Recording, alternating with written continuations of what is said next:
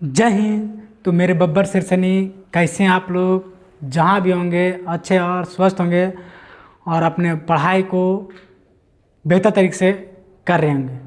क्योंकि देखिए, इससे एक दिन पीछे यानी कल के दिन में मैट्रिक का रिज़ल्ट आया और कुछ दिन आप लोग भी इंतज़ार कीजिए। आप लोग का आईएससी यानी इंटर का भी रिज़ल्ट कुछ ही दिनों में आप लोग को भी रिज़ल्ट जारी कर दी जाएगी। इससे पिछले वाले जो स्टूडेंट पढ़े थे उन लोग के लिए है। अब देखिए, आप लोग भी अपने क्लास में सीरियस हो जाइए, क्योंकि अब समय धीरे धीरे ढलते जा रहा है, इसलिए अपने पढ़ाई पर ध्यान दीजिए। देखिए, method of charging of your body ये टॉपिक है।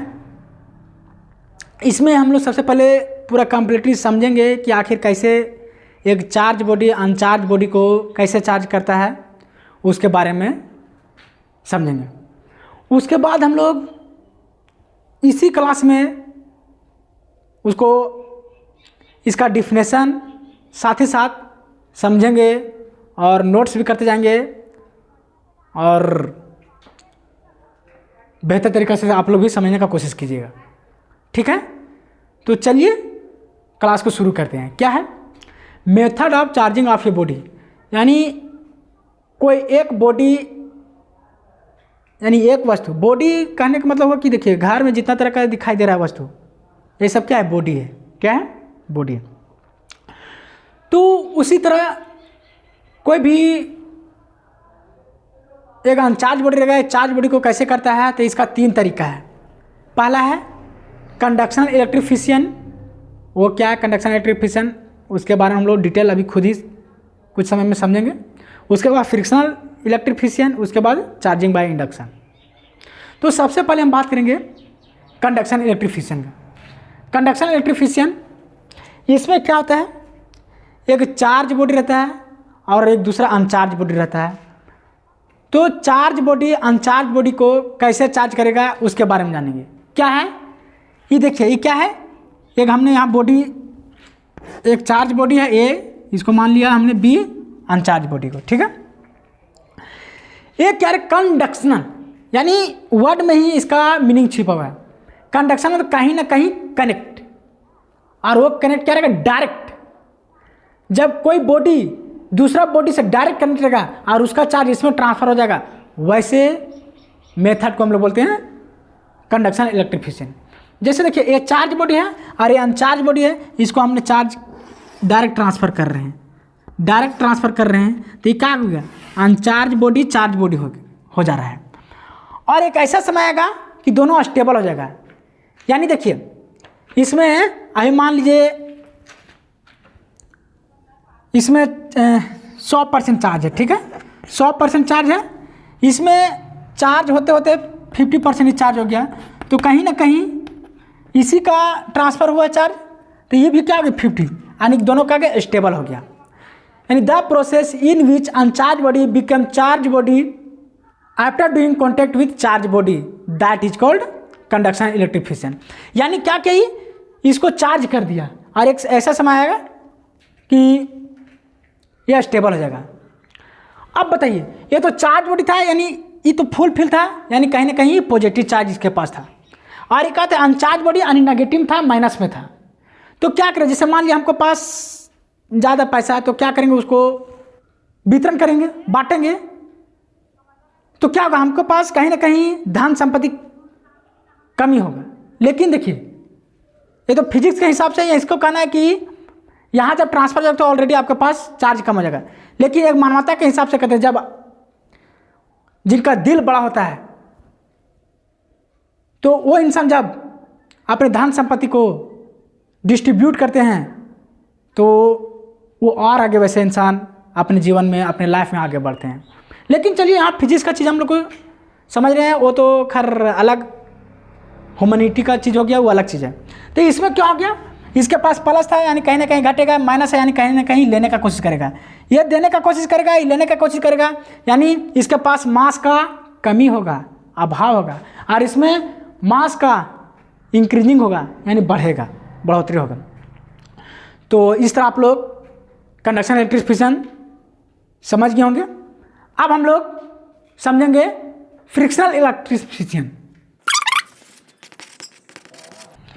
फ्रिक्शनल इलेक्ट्रिफिकेशन इसको कहिए या फिर फ्रिक्शनल इलेक्ट्रिसिटी भी बोलिए, दोनों का मीनिंग सेम ही है। अभी हमने पिछले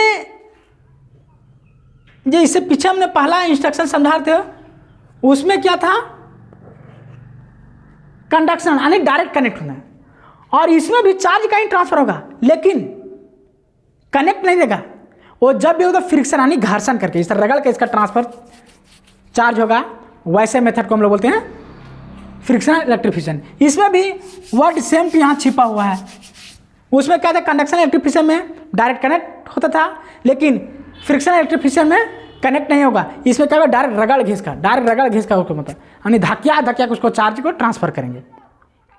यानी एग्जाम्पल से समझिए, एक वो जैसे बहुत सारा स्टूडेंट है, एक स्टूडेंट ऐसा होता है कि हम लोग पढ़ा रहे हैं, बस उसको बताते जा रहे हैं, वो रास्ता खोली उसको दिखाना है, वो अपने दाएं दाएं दौड़ते जा रहा है। एक वैसा स्टूडेंट होता है। दूसरा कैसा स्टूडेंट होता है, एक होता है कि उसको जितना धकेलिएगा उतने वो होमवर्क बनाएगा, यानी जितना उसको टॉर्चर करेंगे उतना ही वो पढ़ेगा, उतना ही अपने ध्यान करेगा और अपने जीवन को संवारेगा। एक वैसा स्टूडेंट होता है। एक स्टूडेंट होता है उल्टा मतलब हम इधर से कुछ करें वो बिल्कुल हमारे से उल्टा ले रहा है। हम पढ़ा रहे हैं तो बोल रहे हैं हम नहीं पढ़ेंगे, तो जाओ तुम्हारा फ्यूचर है तुम समझो। तो 3 तरह का स्टूडेंट होता है। तो उसी तरह कोई वस्तु को चार्ज करना है तो 3 मेथड है, जो हमने पहला कंडक्शन इलेक्ट्रिफिकेशन बताए हैं। दूसरा फ्रिक्शन इलेक्ट्रिफिकेशन, इसमें क्या है, जितना रगड़ घिस कीजिएगा उतना ही चार्ज ट्रांसफर होगा। ऐसे मेथड को बोलते हैं ऐसे मेथड को बोलते हैं फ्रिक्शन इलेक्ट्रिफिकेशन। यानी जो भी होगा इसमें रब किया जाएगा, रब यानी रगड़ कर चार्ज को ट्रांसफर किया जाएगा। ऐसे मेथड को हम लोग बोलेंगे फ्रिक्शनल इलेक्ट्रिफिकेशन या फिर फ्रिक्शनल इलेक्ट्रिसिटी। इसका डिफिनेशन कुछ ही क्षण में हम लोग एक एक करके लिख कर समझेंगे। और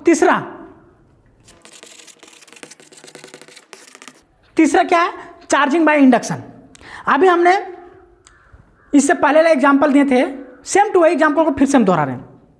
एक हर टीचर के पास 3 तरह का स्टूडेंट होता है। एक ऐसा स्टूडेंट होता है हम केवल बता रहे हैं, वो समझता जा रहा है और अपने घर में स्टडी कर रहा है और अच्छा खासा रिजल्ट बनाकर अपना जीवन को अच्छा संभाल लिया। एक स्टूडेंट हो रहा है कि जितना उसको पीट रहे हैं, यानी जितना उसको टॉर्चर कर रहे हैं, जितना उसको प्रेशर कर रहे हैं, उतना ही वो अपना स्टडी करता है। उसको बस 2 घंटे दिए काम तो 2 घंटा करेगा। पहला स्टूडेंट क्या बोले हमने कि उसको 2 घंटा हम पढ़ाएं तो वो 4 घंटा पढ़ रहा है, तो वो बच्चा श्योरली है कि अच्छा खासा रिजल्ट करेगा और अपना जीवन को बेहतर बनाएगा। एक स्टूडेंट कि उसको 2 घंटा पढ़ाएं तो 2 घंटा पढ़ रहा है वो और अपना ज़्यादा स्टडी नहीं कर रहा है। एक ऐसा स्टूडेंट है उसको हम 2 घंटा पढ़ा रहे हैं तो घर में 10 मिनट भी नहीं साइंस कॉपी खोल के देख रहा है। तो वैसे स्टूडेंट अपने जीवन में पीछे रहते हैं। लेकिन हाँ, उनके पास भी एक आप जीवन में अलग तरह का पहचान बना सकते हैं। आपके पास स्किल होना चाहिए, कुछ आपके पास अलग तरीका का एक जगह होना चाहिए लोगों को बीच प्रोत्साहित करने के लिए। तो सेम टू यू यहाँ पे है चार्जिंग बाय इंडक्शन में। ये क्या रहेगा, इसका डिफिनेशन बोलता है the process in which uncharge body without physical contact with charge body. यानी इसमें फिजिकल कॉन्टैक्ट नहीं रहेगा, विदाउट रहेगा लेकिन तो भी चार्ज हो वो करेगा। एग्जाम्पल से समझिए,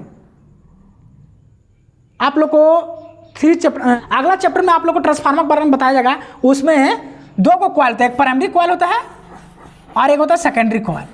ठीक है, इनपुट यानी इनपुट जो आता है, इनपुट करंट जो आता है, इनपुट वोल्टेज जो आता है, ये इसमें आता है प्राइमरी में।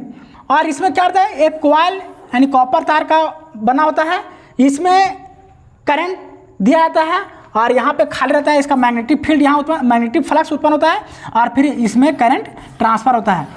तो ये क्या होता है, विदाउट फिजिकल कॉन्टैक्ट है, यानी डायरेक्ट नहीं है लेकिन इनडायरेक्टली कनेक्ट है।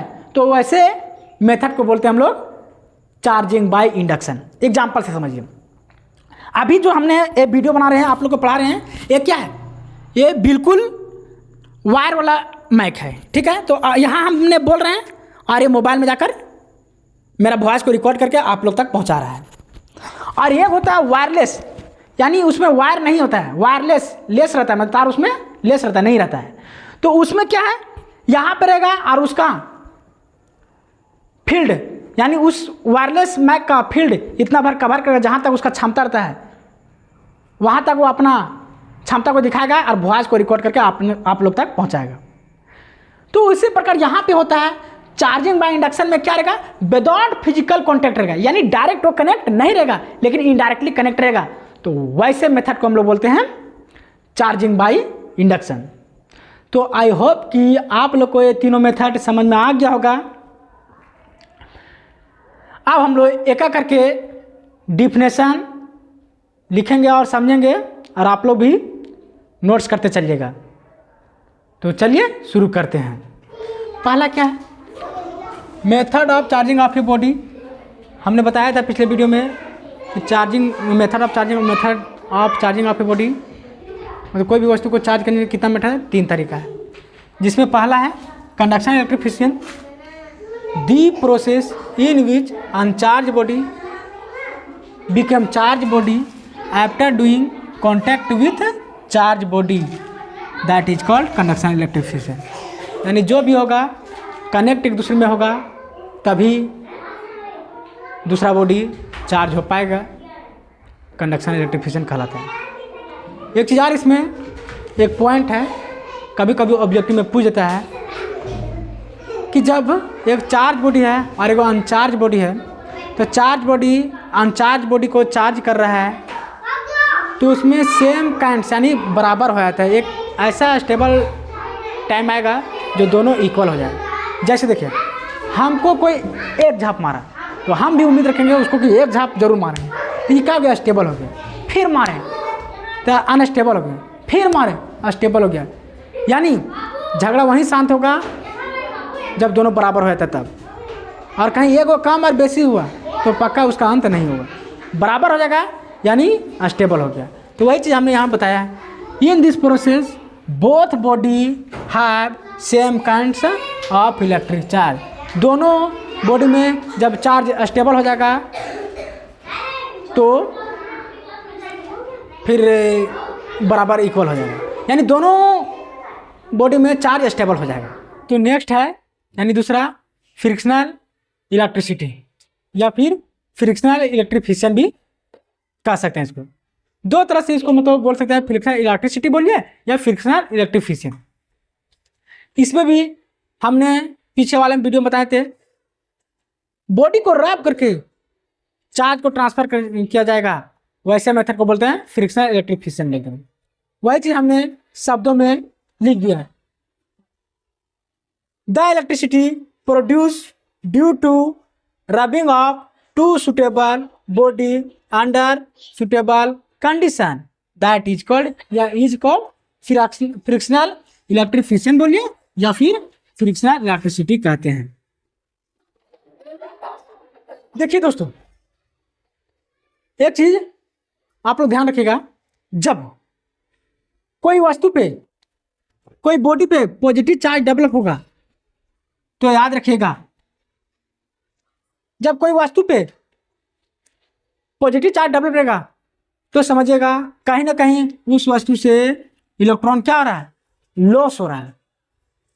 और जब नेगेटिव चार्ज डेवलप होगा तो ध्यान रखिएगा कहीं ना कहीं उसमें इलेक्ट्रॉन गेन हो रहा है, यानी बढ़ोतरी हो रहा है।